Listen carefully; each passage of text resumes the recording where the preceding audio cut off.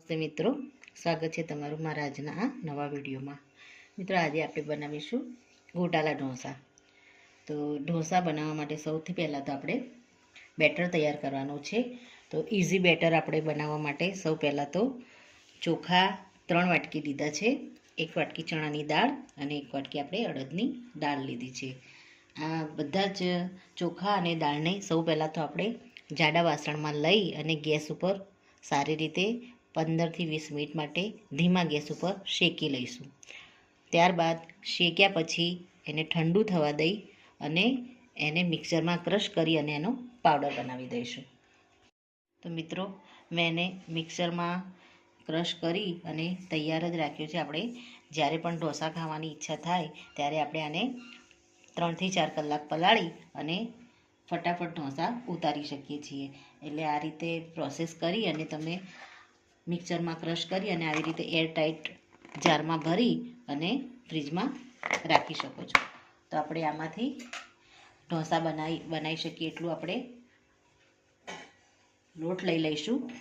એને આપણે પલાળી દઈશું. મિત્રો, આને આપણે છાશ એડ કરી અને પલાળી દઈશું. મીઠું આપણે અત્યારે એડ નહીં કરીએ.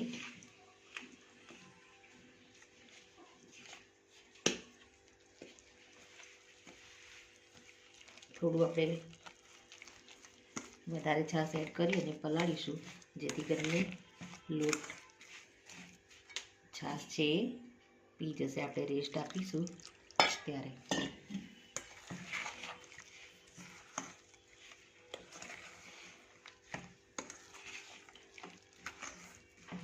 મિત્રો, આપણે જરૂરત પૂરતી એમાં છાશ એડ કરી અને બેટરને પલાળી દીધું છે. હવે આને આપણે ઢાંકી અને ગરમ જગ્યાએ આપણે મૂકી દઈશું. 3થી 4 કલાક માટે આને ઢાંકીને મૂકીશું. જગ્યાએ ઢાંકી અને મૂક્યું હતું. 2 કલાક થઈ ગયા છે. આપણે બેટરને એકવાર ચેક કરી લઈએ. એમાં પાણી જો ઓછું હોય તો આપણે એમાં પાણી પણ એડ કરી લઈએ.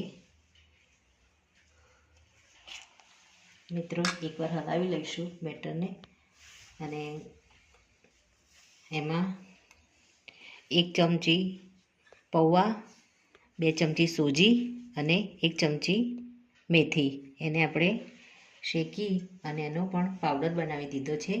એને આપણે ચાળી અને લઈ લીધો છે. એને આપણે હવે આમાં એડ કરી દઈશું.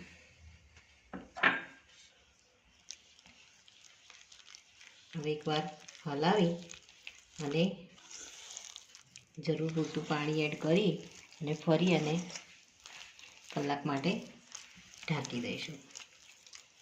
મેથી આપણે લાસ્ટમાં એડ કરી છે. વધારે જો મેથી પડી જાય તો આપણા બેટરમાં થોડી કડવાશ ના આવી જાય. એના માટે આપણે મેથીને આપણે થોડો આથો આવી જાય પછી એડ કરીશું. હવે આપણે બેટરને આથો લાવવા માટે ઢાંકી અને મૂકી દઈશું. થોડુંક પાણી એડ કરી હલાવી દઈશું અને ફરીથી 1 કલાક માટે મેથી એડ કરી છે એટલે હવે આથો ઝડપથી આવી જશે. આપણું બેટર ફૂલી જાય અને સરસ આથો આવી જાય ત્યારબાદ આને ચેક કરી લઈશું ફરીથી. તો મિત્રો, ઢોસા ઉપર આપણે મૂકવા માટે વેજીટેબલ રેડી કરી દીધા છે અને મસાલા પણ રેડી કરી દીધા છે. ગાજર છીણીને લીધું છે, કેપ્સિકમ આપણે લીધા છે છીણીને, ટામેટું, મેગી મસાલો છે, ગરમ મસાલો, સાંભાર મસાલો, ડુંગળી સમારીને લીધી છે, મરચાં આપણે તીખા મીડિયમ લીધા છે સમારીને, કોબીજ, ચીઝ અને પનીર. તો મિત્રો, ઢોસાને આપણે બનાવવાની શરૂઆત કરીએ. બેટર રેડી થઈ ગયું છે. આમાં આપણે ટેસ્ટ મુજબ મીઠું એડ કરી દઈશું.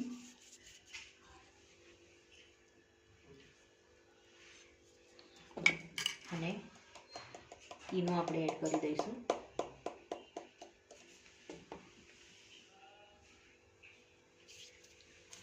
પર આપણે થોડું પાણી એડ કરી અને બેટરને આપણે હલાવી લઈશું.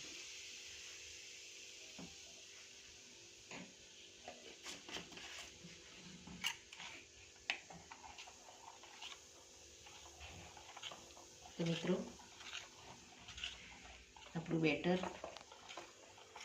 ફૂલી ગયું છે. હવે એમાં નાના નાના બબલ્સ પણ આવી ગયા છે.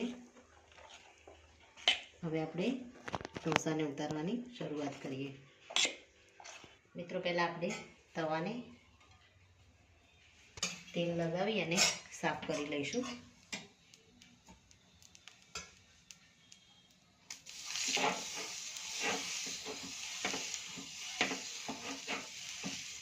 ત્યારબાદ આપણે થોડું પાણી લગાવી તવાને આપણે ઠંડો કરી લઈશું.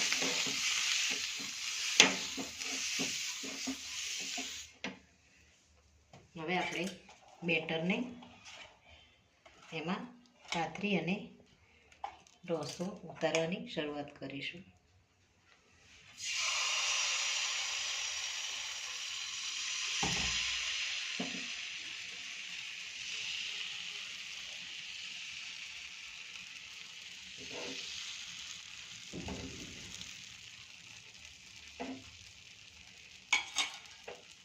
ગેસને આપણે મીડિયમ રાખીશું. ત્યારબાદ ઉપર આપણે ગાજર એડ કરીશું. કોબીજ આપણે એડ કરીશું.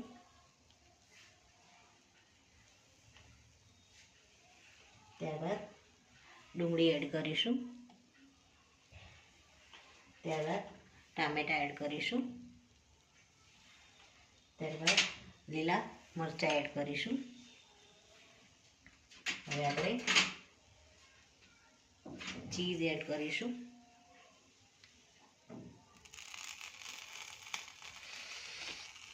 ત્યારબાદ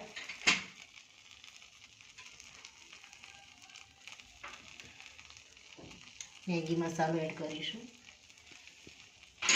સંભાર મસાલો એડ કરીશું. ગરમ મસાલો એડ કરીશું. અને ઉપર આપણે પનીરને છેડી દઈશું.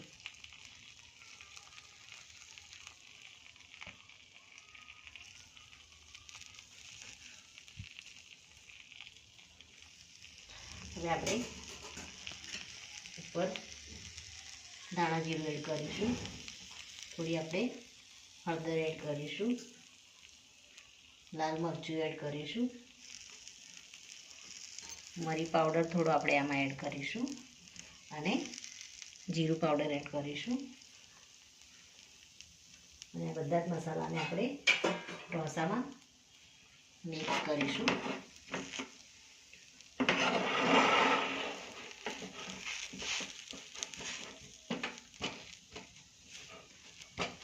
હવે આપણે ઢાંકી અને આને થવા દઈશું, જેથી આપણું ચીઝ અને મસાલા બધા આની અંદર ઓગળી જાય. મિત્રો આપણે હવે રેડ ચીલી સોસ આપણે એડ કરી દઈશું ઉપર. ત્યારબાદ આપણે સાઈડ પર તેલ એડ કરી દઈશું. મસાલાને આપણે બરાબર હલાવી લઈશું.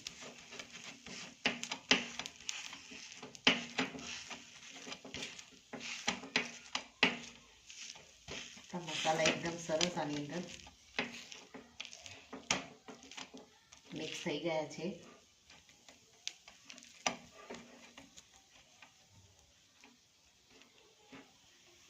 મિત્રો આપણો ઢોસો રેડી થઈ ગયો છે અને આપણે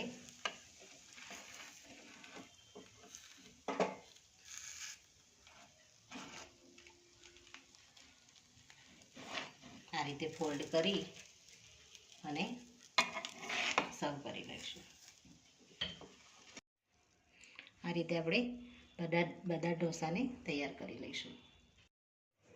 તો મિત્રો રેડી છે આપણા ગોટાલા ઢોસા. તો મિત્રો આ સાથે મારો આ વિડીયો અહીંયા પૂરો થાય છે. જો મારો આ વિડીયો તમને ગમ્યો હોય તો લાઈક કરજો, શેર કરજો અને તમારી ચેનલ ધીસ ઇઝ પૂનને સબસ્ક્રાઈબ જરૂરથી કરજો અને કમેન્ટમાં જરૂરથી લખજો કે મારો આ ગોટાલા ઢોસાનો વિડીયો તમને કેવો લાગ્યો. ફરી મળીશું એક નવા જ વિડીયો સાથે. ત્યાં સુધી આવજો મિત્રો. Thank you.